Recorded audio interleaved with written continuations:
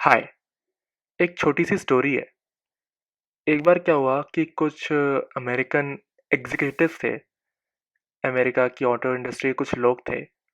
तो वो लोग एक बार जापान गए वो लोग एक कार फैक्ट्री देखने के लिए।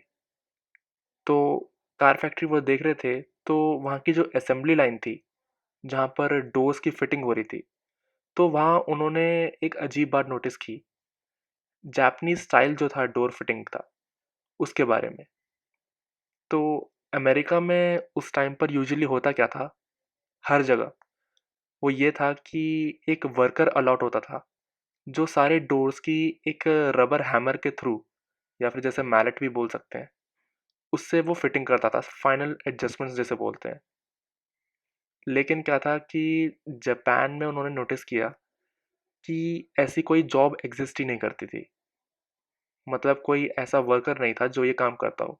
तो वहाँ के मैनेजर से उन्होंने पूछा कि आप कैसे मेक श्योर करते हो कि जो डोर्स हैं वो प्रॉपरली फिट हो फाइनल एडजस्टमेंट्स में। तो वहाँ का जो मैनेजर था उसने बताया कि सर, ये जो हम डोर फिटिंग्स हैं वो हम डिज़ाइन में ही कर देते हैं। मतलब हम डिज़ाइन इतना परफेक्ट बनाने की कोशिश करते हैं कि वो हम मेक श्योर करते हैं कि जो डोर है वो डिज़ाइन में ही फिट हो जाए। अगर वो फाइनल एडजस्टमेंट्स में फिट नहीं होता, तो हमें पता चल जाता है कि जो गड़बड़ है वो डिज़ाइन में है। तो अमेरिकन्स अब ये बात कहते हैं कि इस छोटी सी स्टोरी से हमने एक बात सीखी है डिसीजन मेकिंग के बारे में।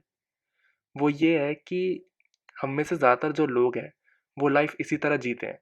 मतलब हम लोग एक गोल डिसाइड करते हैं और उसको अचीव करने के लिए टैक्टिक्स यूज़ करते हैं।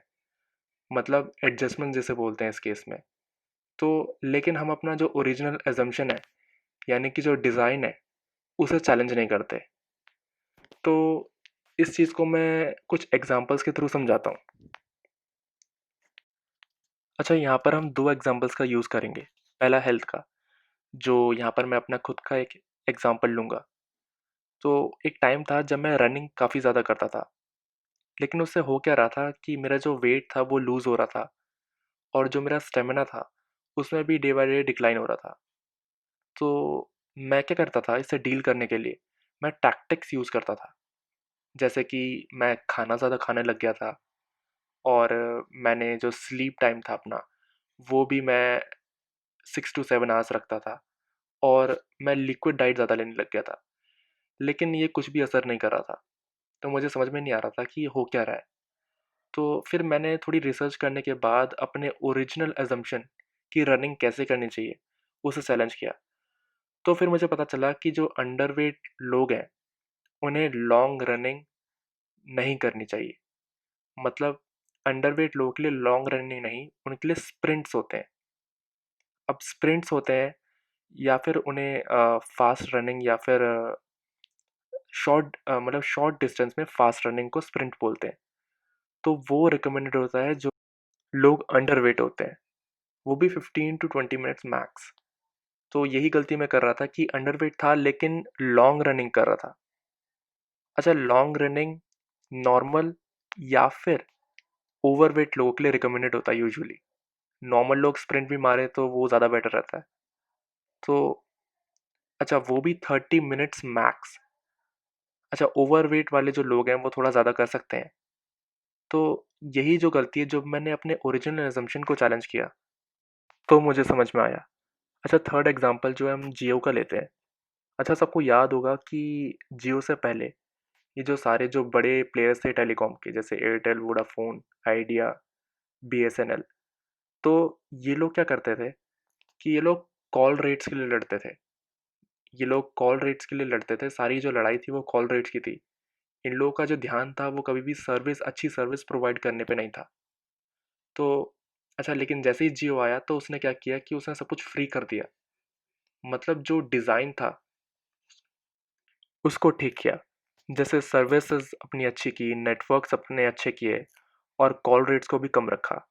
तो इसलिए आज ये रिज़ल्ट है कि हमारी कंट्री में 387, ऑलमोस्ट 387 मिलियन यूज़र्स हैं जियो के। और जियो को कोई मार्केटिंग टैक्टिक्स यूज़ करने की ज़रूरत नहीं पड़ी, जैसे ये सारे प्लेयर्स करते थे। तो ये एक बहुत अच्छा एग्ज़ाम्पल है डिसीजन मेकिंग का। अच्छा, मैं डिसीजन मेकिंग से रिलेटेड ही एक लास्ट बात कहना चाहता हूँ कि डिसीजन कभी राइट या रॉन्ग नहीं होता।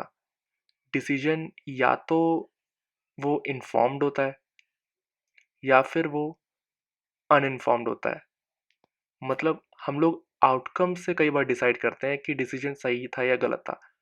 हालाँकि कई बार जो हमें लगता है कि हमने डिसीजन सही सही लिया है, लेकिन कई बार राइट डिसीजन भी गलत आउटकम दे सकता है और कई बार कोई गलत डिसीजन भी सही आउटकम दे सकता है, जिसे आउटकम बायस कहते हैं, जो डैनियल kahneman उन्होंने अपनी बुक में इसका मेंशन किया हुआ है। मतलब हम लोग आउटकम क्या आया, उसके बेसिस पे डिसाइड करते हैं कि डिसीजन सही था या गलत था, जो कि एक रॉन्ग वे ऑफ थिंकिंग है। वीडियोज़ हैं, मैं वन्स इन अ वीक डालता रहूँगा। तो इस पे हम डिफरेंट टॉपिक्स के बारे में डिस्कस करेंगे, जैसे पॉलिटिक्स हो गया, इकोनॉमिक्स हो गया, करंट अफेयर्स या फिर साइकोलॉजी के बारे में या फिर स्पेस साइंस, मतलब एटसेट्रा। तो इन्हीं डिफरेंट टॉपिक्स के बारे में बात होगी। वीडियो अच्छा लगा हो तो लाइक और सब्सक्राइब करना और ये बताना कि मैं क्या गलतियाँ कर रहा हूँ कमेंट सेक्शन में, वो बहुत ज़रूरी है।